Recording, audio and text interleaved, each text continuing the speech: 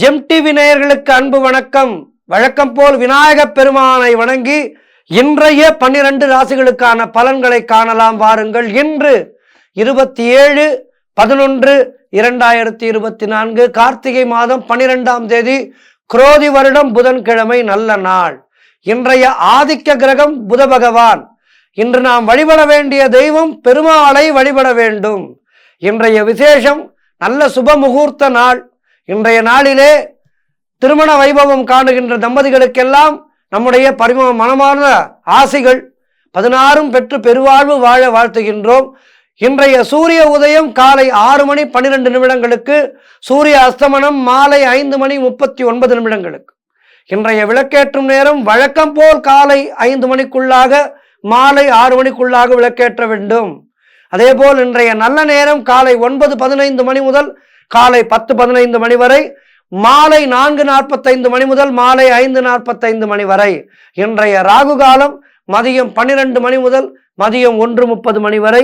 இன்றைய யமகண்டம் காலை 7:30 முதல் காலை 9 வரை. இன்றைய குளிகை நேரம் காலை 10:30 முதல் மதியம் 12 வரை. இன்றைய சுபகோரை புதன் கோரை நேரம் காலை 6 முதல் 7 வரை. இந்த நேரத்திலே கல்வி, கலை மற்றும் எழுத்து தொடர்பான வேலைகளை தொடங்கலாம். இந்த அற்புதமான ஹோரை புதன் ஹோரை. இந்த ஹோரையிலே இவற்றை எல்லாம் தொடங்க அதிலே பெரும் வெற்றி ஏற்படும். அதே போல் உங்களுக்கு ஏதேனும் வழக்கு நடந்து கொண்டிருந்தால் அந்த வழக்கு தொடர்பான வழக்கறிஞரை அணுகுவதற்கும், மேலும் ஜாதகம் பார்ப்பதற்கும், புதுக்கணக்கு தொடங்குவதற்கும், புதிய தொழில் தொடங்குவதற்கும், விதை விதைக்கவும் உகந்த நேரம் இந்த புதன் ஹோரை. ஆகவே பயன்படுத்தி கொள்ளுங்கள். இன்று கவனமாக இருக்க வேண்டிய ஹோரை செவ்வாய் ஹோரை. நேரம் காலை 10 முதல் 11 வரை. இந்த நேரத்திலே சண்டை சச்சரவு வழக்கு விவகாரங்களிலே ஈடுபடக்கூடாது. இன்றைய நட்சத்திரம் இன்று காலை 6:35 வரை அஸ்தம், அதன் பின்பு சித்திரை நட்சத்திரம். இன்றைய திதி இன்று அதிகாலை 5:23 பிறகு தேய்பிறை துவாதசி. இன்றைய சந்திராட்டம நட்சத்திரம் பூரட்டாதி நட்சத்திரத்துக்கு சந்திராட்டமும் இருக்கின்றது. அடுத்து நாம் காண இருப்பது 12 ராசிகளுக்கான பலன்களை வாருங்கள் காணலாம். முதலாவதாக மேஷ ராசி அன்பர்களே, இன்று சந்திரன் உங்கள் ராசிக்கு 6ஆம் இடத்திலே இருக்கின்றார். உங்கள் ராசி அதிபதி செவ்வாய் ராசிக்கு 4ஆம் இடத்திலே இருக்கின்றார். ஆகவே என்ன ஏற்படும்? வீண் வாக்குவாதங்களை எல்லாம் தவிர்க்க வேண்டிய நாள். வீண் வாக்குவாதங்கள் ஏற்படும். ஆகவே கவனமாக இருந்து அவற்றை தவிர்த்து விடுங்கள். அதேபோல் சிலருக்கு மேலதிகாரிகளால் நெருக்கடிகள் உண்டாகும், வீண் விரயங்கள் உண்டாகும், வேலை மாற்றம் உண்டாகும். தேவையில்லாமல் மற்றவர்களுடைய விஷயங்களிலே தலையிடக்கூடாது. தொழில் சம்பந்தமான புதிய கடன் எதுவும் வாங்கக்கூடாது. புதிய தொழில் தொடங்குவதற்கான காலம் இதுவல்ல. ஆகவே எந்த புதிய தொழில் தொடங்குவதற்கும் இன்றைய நாளிலே முயற்சி செய்யாதீர்கள். பொருளாதாரம் நெருக்கடியாக இருக்கின்றது. அலுவலகத்திலே வேலை பளு அதிகமாக இருக்கின்றது. அப்பா எவ்வளோ வேலைப்பா, இன்னைக்கு கொடுத்துட்டே இருக்காங்களே என்று சலிப்பாக சொல்வீர்கள். வேலை நிறைய இருக்கும். உடல் ஆரோக்கியத்திலே எச்சரிக்கையாக இருக்க வேண்டும். தொழிலிலே புதிய முதலீடுகளை தவிர்க்க வேண்டிய நாள்.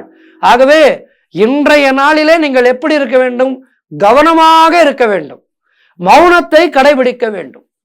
இறைநாமத்தை மனதிற்குள்ளே உச்சரித்து கொண்டே இருக்க வேண்டும். உங்களுக்கு எந்த கடவுளை பிடிக்குமோ அந்த கடவுளுடைய பெயரை மனதிலே சொல்லிக்கொண்டே இருங்கள். வாழ்த்துக்கள். அடுத்ததாக ரிஷபராசி அன்பர்களே, இன்று சந்திரன் உங்கள் ராசிக்கு 5ஆம் இடத்திலே சஞ்சரிக்கின்றார்.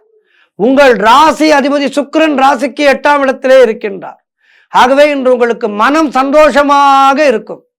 அலுவலகத்திலே பதவி உயர்வு, சம்பள உயர்வு போன்றவை கிடைக்கும். உடல் ஆரோக்கியம் திருப்திகரமாக இருக்கின்றது. புதிய முயற்சிகள் வெற்றியை தரும். நீங்கள் தொட்டதெல்லாம் பொன்னாக கூடிய அற்புதமான நாள். பணவரவு அதிகரிக்கும். பொருளாதாரம் திருப்திகரமாக இருக்கும். நண்பர்கள் மூலம் நல்ல அனுகூலம் உண்டாகும். நீங்கள் நினைத்ததெல்லாம் நல்லபடியாக நடக்கக்கூடிய அற்புதமான நாள். வேலை இல்லாதவர்களுக்கு நல்ல வேலை கிடைக்கும். நீண்ட நாட்களாக குழந்தை பாக்கியத்திற்காக காத்திருப்பவர்களுக்கு குழந்தை பாக்கியம் உண்டாகின்ற நாள். தொழில் மற்றும் வியாபாரத்திலே நல்ல முன்னேற்றம் ஏற்படும். எல்லா வகையிலும் இன்றைய நாள் சிறப்பாக இருக்கின்றது. ஆகவே இன்றைய நாளிலே பெருமாளை வழிபடுங்கள். வாழ்த்துக்கள். அடுத்ததாக மிதுன ராசி அன்பர்களே, இன்று சந்திரன் உங்கள் ராசிக்கு 4ஆம் இடத்திலே சஞ்சரிக்கின்றார். உங்கள் ராசி அதிபதி புதன் ராசிக்கு 6ஆம் இடத்திலே இருக்கின்றார். ஆகவே இன்று உங்களுடைய திறமையெல்லாம் வெளிப்படுகின்ற அற்புதமான நாள். பெயரும் புகழும் கிடைக்கக்கூடிய நாள். குழந்தை பாக்கியம் உண்டாகும். தாய் வழி சொந்தங்களின் உதவிகள் எல்லாம் கிடைக்கும். கடன் தொல்லைகள் நீங்கும். மனக்குழப்பங்கள் தீருகின்ற நாள். புதிய முயற்சிகள் கைகூடுகின்ற அற்புதமான நாள். தொழிலிலே நல்ல முன்னேற்றம் உண்டாகும்.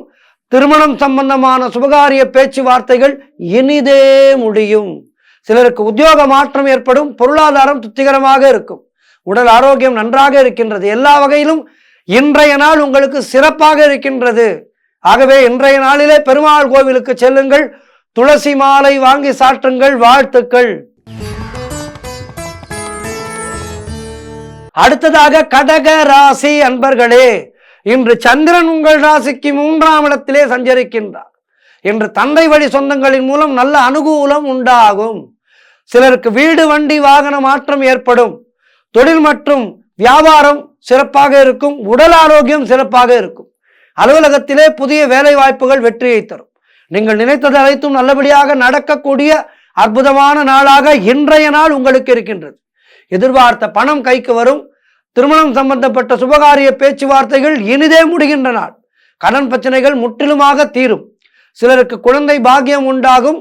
புதிய தொழில் தொடங்கும் முயற்சிகள் வெற்றியை தரும். காரிய தடைகள் விலகும். உத்தியோக உயர்வு, பதவி உயர்வு, இடமாற்றம் போன்றவை ஏற்படும். நண்பர்கள் மூலம் நல்ல ஆதாயம் உண்டாகின்ற நாள். ஆகவே இன்றைய நாளிலே உங்களுக்கு சிறப்பாக இருக்கின்றது. பெருமாள் கோவிலுக்கு செல்லுங்கள். கருடாழ்வாரை தரிசனம் செய்யுங்கள். கருடாழ்வாரை தரிசனம் செய்து இன்று மேலும் நற்பலன்களை பெறுங்கள். வாழ்த்துக்கள். அடுத்ததாக சிம்ம ராசி அன்பர்களே, இன்று சந்திரன் உங்கள் ராசிக்கு 2ஆம் இடத்திலே இருக்கின்றார். உங்கள் ராசி அதிபதி சூரியன் ராசிக்கு 4ஆம் இடத்திலே இருக்கின்றார். ஆகவே இன்று சகலவிதமான பாக்கியங்களும் கிடைக்கும். மூத்த சகோதரர்கள் மூலம் நல்ல ஆதாயம் உண்டாகின்றனர். எதிர்பார்த்த பணம் கைக்கு வரும். உடல் ஆரோக்கியத்திலே நல்ல முன்னேற்றம் உண்டாகும். தொழிலில் நல்ல லாபம் ஏற்படும். வீடு வண்டி வாகன மாற்றம் ஏற்படும். குழந்தைகளால் பெருமை அடைவீர்கள். காரிய தடைகள் எல்லாம் விலகும். குடும்ப ஒற்றுமை சந்தோஷத்தை தரும். நண்பர்கள் மூலம் நல்ல அனுகூலம் உண்டாகின்ற நாள். எல்லா வகையிலும் இன்றைய நாள் உங்களுக்கு மிக சிறப்பாக இருக்கின்றது. வாழ்த்துக்கள். அடுத்ததாக கன்னி ராசி. கன்னி ராசி அன்பர்களே, இன்று சந்திரன் உங்கள் ராசியிலேயே இருக்கின்றார். உங்கள் ராசி அதிபதி புதன் ராசிக்கு 3ஆம் இடத்திலே இருக்கின்றார். இன்று குழந்தைகளால் மகிழ்ச்சி உண்டாகும். தொழில் மற்றும் வியாபாரத்திலே நல்ல லாபம் உண்டாகின்ற நாள். நண்பர்கள் மூலம் நல்ல அனுகூலம் உண்டாகும். சுபகாரியங்கள் கைகூடி வரும். சிலருக்கு புதிய வேலை வாய்ப்புகள் உண்டாகும். கடன் பிரச்சனைகள் தீரும். சிலருக்கு பதவி உயர்வோடு வேலை மாற்றம் ஏற்படும். குடும்பத்திலே கணவன் மனைவிக்குள் சண்டை சச்சரவுகள் ஏற்பட்டு விலகுகின்ற நாள் இன்றைய நாள். கூட்டு தொழிலிலே மன வருத்தங்கள் உண்டாகலாம். ஆகவே கவனமாக இருங்கள். நண்பர்கள் மற்றும் உறவினர்கள் மூலம் நல்ல அனுகூலம் உண்டாகின்ற நாள். சிலருக்கு தேவையில்லாத செலவுகள் ஏற்படும். ஆகவே கவனமாக இருங்கள். இன்றைய நாளிலே பெருமாளை வழிபடுங்கள். கருடாழ்வாரை வழிபடுங்கள். சக்கரத்தாழ்வாரை வழிபடுங்கள். வாழ்த்துக்கள். அடுத்ததாக துலாம் ராசி அன்பர்களே, இன்று சந்திரன் உங்கள் ராசிக்கு 12ஆம் இடத்திலே சஞ்சரிக்கின்றார். உங்கள் ராசி அதிபதி சுக்கிரன் ராசிக்கு 3ஆம் இடத்திலே இருக்கின்றார். ஆகவே இன்று சிலருக்கு வெளிநாடு செல்வதற்கு விசா கிடைக்கும். குடும்பத்திலே கணவன் மனைவிக்குள் சண்டை சச்சரவுகள் ஏற்பட்டு விலகுகின்றன. அலுவலகத்திலே பணிச்சுமை அதிகமாக இருக்கும். நண்பர்கள் மூலம் நல்ல உதவிகள் கிடைக்கும். கூட்டு தொழிலிலே மன வருத்தங்கள் உண்டாகலாம். ஆகவே கவனமாக இருங்கள். குலதெய்வ வழிபாடு மன அமைதியை தரும். உத்தியோகத்திலே இருப்பவர்கள் பணியிலே கூடுதல் கவனம் செலுத்த வேண்டியனர். திருமணம் சம்பந்தப்பட்ட சுபகாரிய பேச்சுவார்த்தைகள் தள்ளி போகும். வீடு வண்டி சம்பந்தமான விரை செலவுகள் சிலருக்கு ஏற்படும்.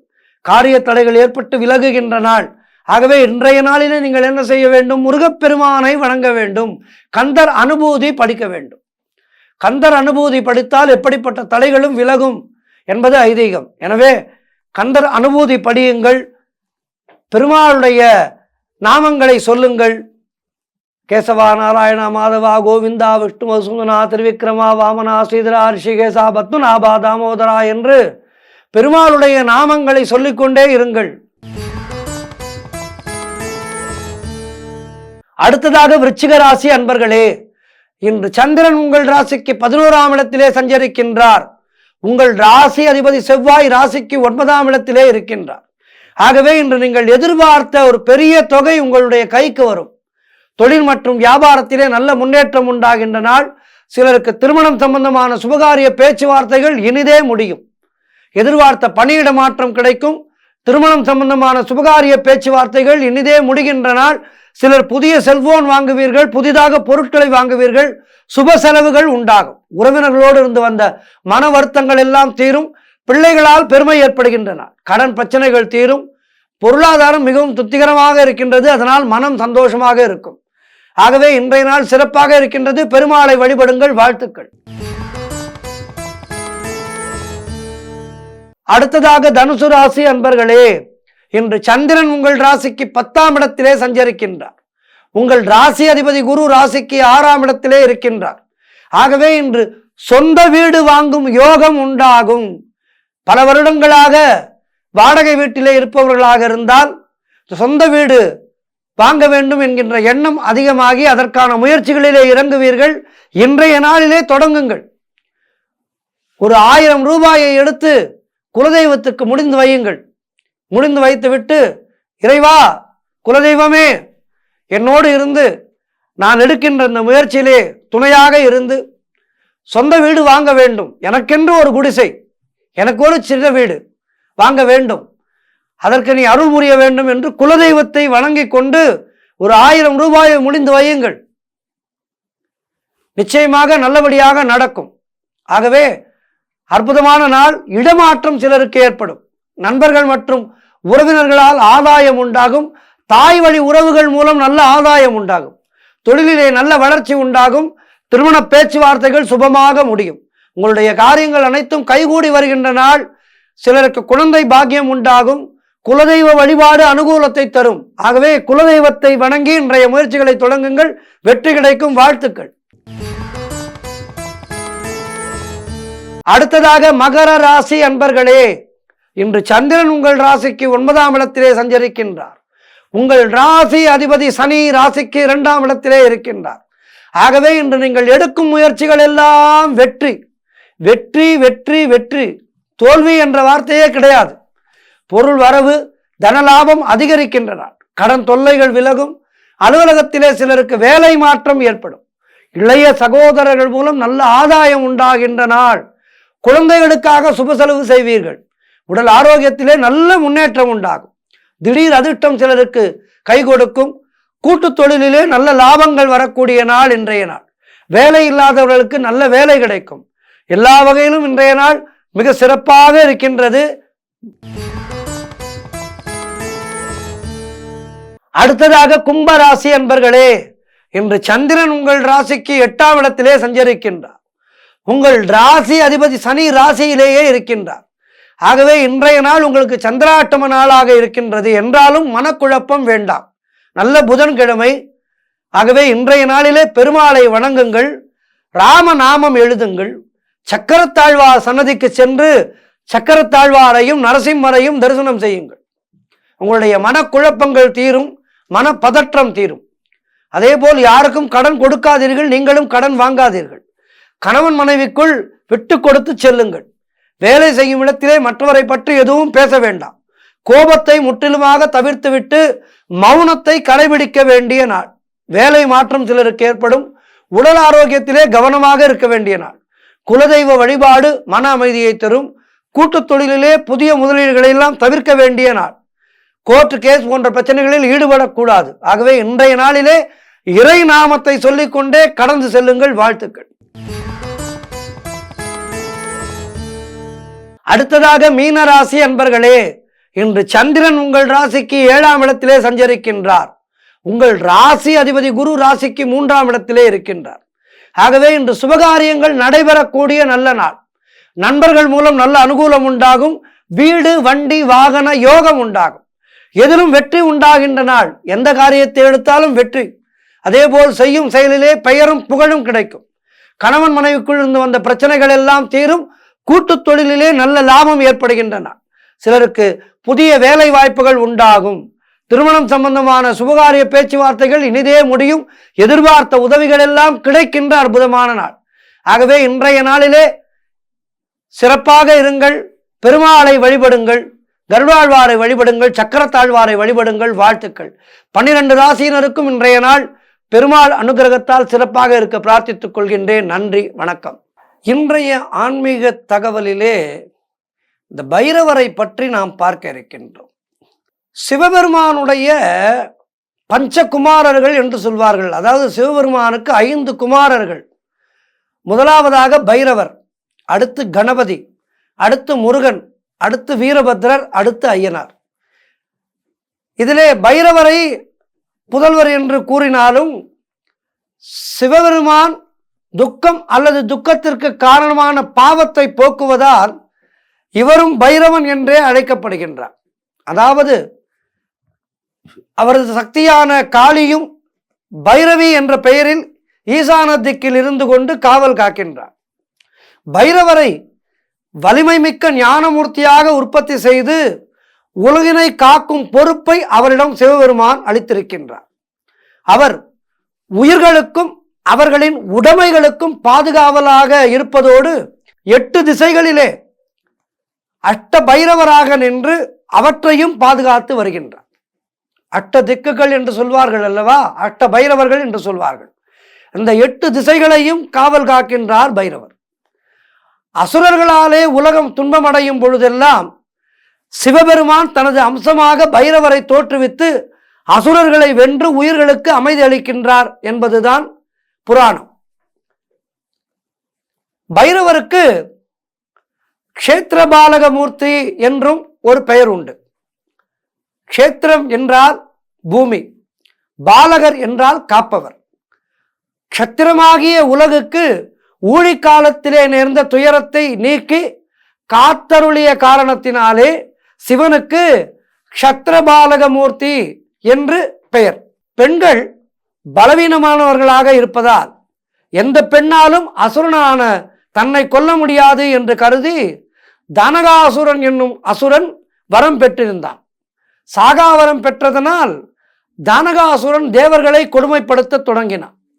அதனால் பிரம்மா முதலிய தேவர்கள் அசுரனுடைய கொடுமையிலிருந்து விடுபட சிவபெருமானை வேண்டினர். அவர்களின் துன்பத்தை கண்ட சிவபெருமானும் தனது அம்சமான காளியை தோற்றுவித்து தானகாசுரனை அழிக்க கட்டளையிட்டார். சிவனுடைய கட்டளைப்படியே தானகாசுரனை காளி அழித்ததுடன் அந்த கோபத்தீயினுடனே உலகெங்கும் சுற்றித் திரிந்தாள். அவளுடைய கோபத்தீயினால் உலக உயிர்கள் எல்லாம் வருந்தின. காளியனுடைய கோபத்தீயை பருகுவதற்கு மாயையாய் பாலகன் உருவு கொண்டு இடுகாட்டிலே குழந்தையாக கிடந்து அழுதார் சிவபெருமான். பசியால் அழும் குழந்தையை கண்ட காளி அதனை தூக்கி மார்போடு அணைத்து பால் கொடுத்தாள். காளியிடம் பால் குடித்த குழந்தை பாலுடன் அவளுடைய கோபத்தீயையும் சேர்த்து பருகிவிட்டது. அதனால் காளியின் கோபம் தணிந்தது. உலகம் காளியின் அழிவிலிருந்து காக்கப்பட்டது. குழந்தையாய் அவதரித்து காளியினுடைய கோபத்தை தணித்த குழந்தைதான் க்ஷத்திரபாலகர். இந்த க்ஷத்திரபாலர் தன்னுடைய மூர்த்தங்களில் ஒன்று என்றும் நாய் வாகனத்தின் மீது அமர்ந்திருக்கும் அவரே பைரவரின் திருவடிவம் என்று லிங்க புராணத்திலே கூறப்பட்டுள்ளது.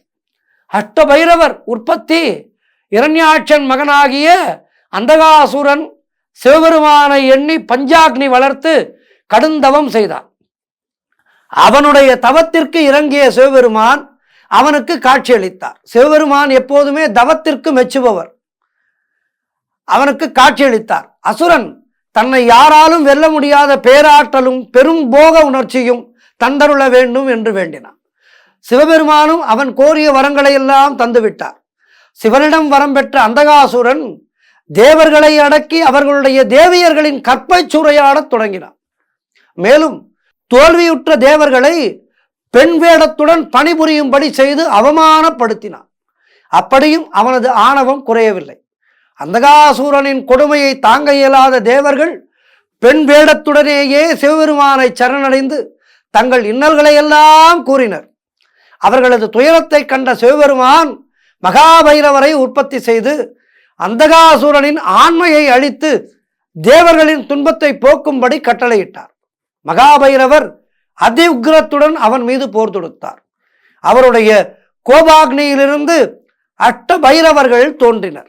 அந்த 8 பைரவர்களுக்கும் தேவர்கள் 8 மாதர்களை அழித்து இன்பம் பெறச் செய்ததுடன் 8 வாகனங்களையும் அளித்தார்கள். அந்தகாசுரனை மகாபைரவர் வென்று அவனை தனது சூலாயுதத்தில் குத்தி தூக்கியவாறு 3 உலகங்களிலும் திரிந்தார். அவனுடைய உடலிலிருந்து வழிந்த குருதியை குடித்தார்.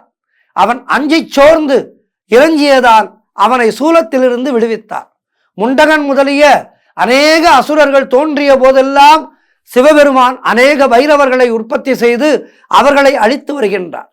அவர்களின் சம்ஹார பணி முடிந்த பிறகு ஈசான பாகத்தில் உள்ள பைரவர் பதம் எனும் இடத்திலே தங்கி சிவனை வழிபட்டு வருகின்றனர். ஒவ்வொரு ஸ்தலத்திலேயும் பைரவர் காப்பது போல ஈசான திக்கிலிருந்து காளி காத்து வருகின்றாள். பைரவருக்கும் பைரவிக்கும் ஈசான திசை உரியதாகும். திருவண்ணாமலை ஆலயத்திலே உள்ள கால பைரவர் ஆலய முகமண்டபத்திலே 8 பைரவர்களின் சுதை சிற்பங்களை தரிசிக்கலாம். அதேபோல் சிறுகாழி சட்டநாதர் ஆலய தெற்கு பிரகார வலம்புரி மண்டபத்திலே 8 பைரவர்கள் உள்ளார்கள். 8 பைரவர்களும் வழிபட்ட 8 லிங்கங்கள் கொண்ட கோவில் காஞ்சிபுரம் அருகில் உள்ள பிள்ளையார் பாளையத்திலே உள்ளது. பிள்ளையார் பாளையம் என்று அழைக்கப்படுகின்ற இந்த ஊரில் அங்கே இருக்கின்றது. விழுப்புரம் பாண்டிச்சேரி சாலையிலே உள்ள வடுவூர் சிவன் கோவிலிலே 8 வடிவங்களிலே பைரவர்களை காணலாம். பிரம்மன் தலையை கொய்து அது காசி கண்டத்திலே நடந்தது. சிவபெருமானுக்கு இருப்பது போலவே ஒரு காலத்தில் பிரம்மாவுக்கும் 5 தலைகள் இருந்தன. அதனால் சிவபெருமானுக்கு தான் எவ்விதத்திலும் குறைந்தவன் அல்ல என்று பிரம்மா கர்வம் கொண்டிருந்தார். அந்த 5 முகத்துடன் அடிக்கடி கைலையம்பதிக்கு வந்து போய் கொண்டிருக்க சில சமயங்களிலே கைலைக்கு வருவது சிவனா அல்லது பிரம்மாவா என்று பார்வதி தேவியே குழப்பமடைந்து விட்டார்.